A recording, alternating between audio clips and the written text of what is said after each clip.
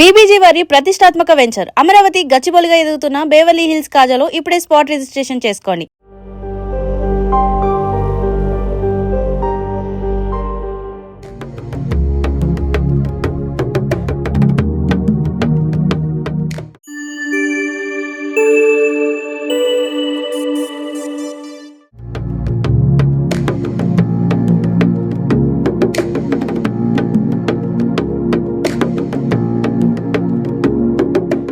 విజయనగర సామ్రాజ్యం నిద్రపోతోంది. తుంగభద్రా నది అలల చప్పుడు తప్ప మరే శబ్దం లేదు. మహామంత్రి తిమ్మరసు అప్పాజీ తన గదిలో దీపం వెలుతురులో రాజ్య రక్షణ పత్రాలను పరిశీలిస్తున్నాడు. హఠాత్తుగా గాలిని చీల్చుకుంటూ ఒక బాణం కిటికీ గుండా దూసుకొచ్చి ఆయన ముందున్న చెక్క టేబుల్కు బలంగా దిగబడింది. అప్పాజీ ఉలిక్కిపడ్డాడు. ఆ బాణానికి ఒక నల్లటి వస్త్రం చుట్టుంది. దానిపై రక్తవర్ణంతో ఇలా రాసి ఉంది: విజయనగర కోట ద్వారాల తాళాలు మా దగ్గరున్నాయి. మీ గడప దాటి లోపలికి వచ్చాం. త్వరలో సింహాసనం మాది. సిద్ధంగా ఉండండి. మరుసటి రోజు సభలో నిశ్శబ్దం రాజ్యమేలుతోంది. శ్రీకృష్ణదేవరాయల ముఖం కోపంతో ఆందోళనతో ఎర్రబడింది. మహామంత్రి, కోట గోడలు దాటి సైనిక పహారాను దాటి మీ గదిలోకి బాణం వచ్చిందంటే శత్రువు మన అంతఃపురంలోనే ఉన్నాడని అర్థం కావడం లేదా అని గర్జించాడు. అక్కడున్న సైన్యాధికారి వణికిపోతూ, ప్రభు, ప్రతి అంగుళం తనిఖీ చేశాం, ఎవరూ కనిపించలేదు అన్నాడు. అప్పుడు రామలింగడు నెమ్మదిగా లేచి నిలబడ్డాడు.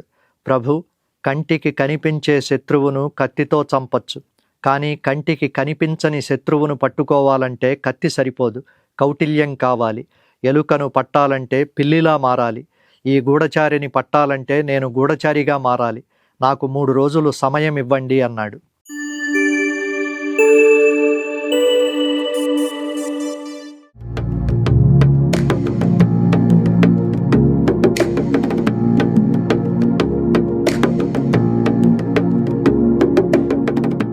మరుసటి రోజు నుండి తెనాలి రామలింగడు సభలో కనిపించలేదు.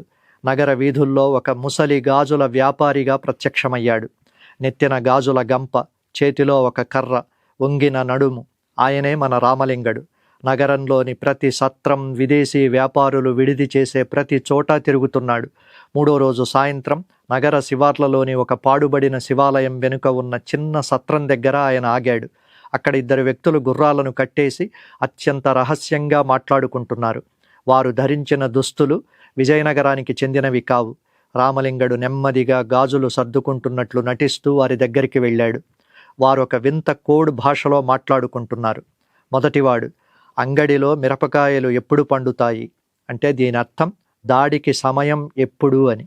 రెండోవాడు, అమావాస్య చీకటిలో నిప్పు కణికలు కురిసినప్పుడు, దీని అర్థం అమావాస్య రాత్రి కోటపై మంటలు పెట్టి దాడి చేస్తామని. రామలింగడికి విషయం అర్థమైపోయింది.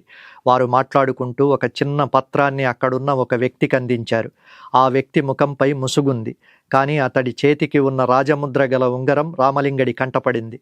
ఆ వ్యక్తి మరెవరో కాదు, కోట రక్షణ విభాగంలోని కీలక అధికారి.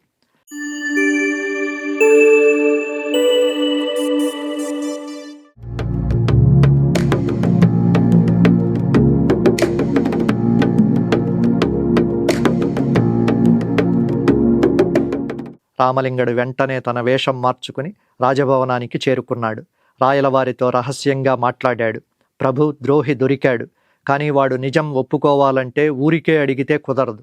వాడు తనంతట తానుగా దొరికిపోయేలా చేద్దామన్నాడు. మరుసటి రోజు ఉదయం సభలో ఒక వింత ప్రకటన వెలువడింది. సభ మధ్యలో ఒక ఎత్తైన పీఠంపై నల్లటి వస్త్రం కప్పిన ఒక పెద్ద గంటనుంచారు. రామలింగడు గంభీరంగా ప్రకటించాడు, ప్రభు, ఈ గంట సామాన్యమైనది కాదు. దీన్ని కాశీ నుండి తెప్పించిన సత్యనారాయణ గంట అంటారు. దీనికి అతీంద్రియ శక్తులున్నాయి. ఎవరైనా ద్రోహం తలపెట్టినా, అబద్ధం చెప్పినా ఈ గంటను తాకగానే వారి చేతులు నల్లబడిపోతాయి. కానీ నిజాయితీ పరులకేమీ కాదు. ఇప్పుడు అధికారులందరూ వరుసగా వెళ్ళి చీకటి గదిలో ఉన్న ఈ గంటను తాకి రావాలి అని. అధికారులందరిలో గుసగుసలు మొదలయ్యాయి. రామలింగడు ముందుగానే ఆ గంటకు ఎవరికీ తెలియకుండా జిగురు, బొగ్గు పొడిని దట్టంగా పూసి ఉంచాడు.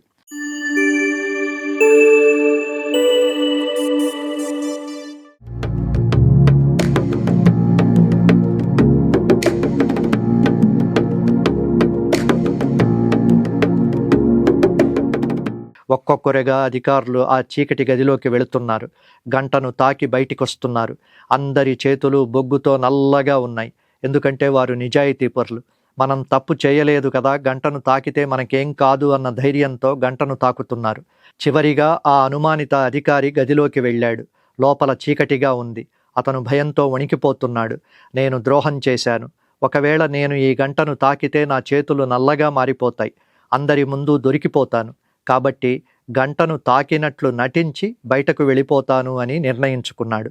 గంటను తాకకుండానే గాల్లో చెయ్యి తిప్పి బయటికి వచ్చేశాడు. రామలింగడు అందరి చేతులను పరిశీలించడం మొదలుపెట్టాడు. అందరి చేతులు నల్లగా ఉన్నాయి. కానీ ఆ అధికారి చేతులు మాత్రం శుభ్రంగా తెల్లగా ఉన్నాయి. రామలింగడు ఒక్కసారిగా వికటాట్టహాసం చేస్తూ ఆ అధికారి చేయి పట్టుకుని పైకి లేపాడు. ప్రభు, ద్రోహి ఇతనే అని గర్జించాడు.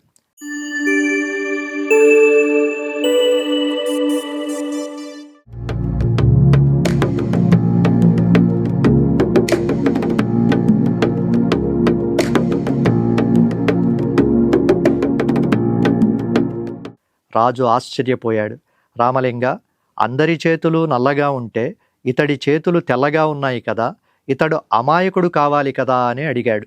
రామలింగడు నవ్వుతూ, కాదు ప్రభు, నేనా గంటకు బొగ్గు పూశాను. తప్పు చేయని వారు ధైర్యంగా గంటను తాకారు. అందుకే వారి చేతులు నల్లబడ్డాయి. కానీ ఈ ద్రోహి గంటను తాకితే తన పాపం బయటపడుతుందని భయపడి గంటను ముట్టుకోకుండానే ముట్టుకున్నానని అబద్ధం చెబుతున్నాడు. గంట మహిమ వల్ల కాదు, తన మనసులోని భయం వల్ల ఇతడు దొరికిపోయాడు అని వివరించాడు. ఆ అధికారి వెంటనే రాయల పాదాలపై పడి బీజాపూర్ సుల్తానుల వద్ద లంచం తీసుకున్నట్లు, కోట రహస్యాలు చేరవేసినట్లు ఒప్పుకున్నాడు. సభ అంతా రామలింగడి మేధస్సుకు జయజయధ్వానాలు చేసింది. శ్రీకృష్ణదేవరాయలు సంతోషంతో తన మెడలోని రత్నాల హారాన్ని రామలింగడికి బహూకరిస్తూ ఇలా అన్నాడు. రామలింగ, రాజ్యానికి సరిహద్దుల్లో సైనికులు ఎంత అవసరమో అంతర్గత శత్రువుల నుండి రక్షించడానికి నీలాంటి మేధావి అంతకంటే ఎక్కువ అవసరం. నీవు విజయనగర సామ్రాజ్యానికి అజేయమైన కవచానివి అని. దయచేసి ధాత్రి టీవీని సబ్స్క్రైబ్ చేసి పక్కనే ఉన్న బెల్ ఐకాన్ను క్లిక్ చేయండి. ఈ వీడియోను లైక్ చేసి మీ మిత్రులకు షేర్ చేయండి. మీ అభిప్రాయాలను కామెంట్లలో పోస్ట్ చేయండి. ఫేస్బుక్, ఇన్స్టాగ్రామ్, ఎక్స్లో మమ్మల్ని ఫాలో అవ్వండి.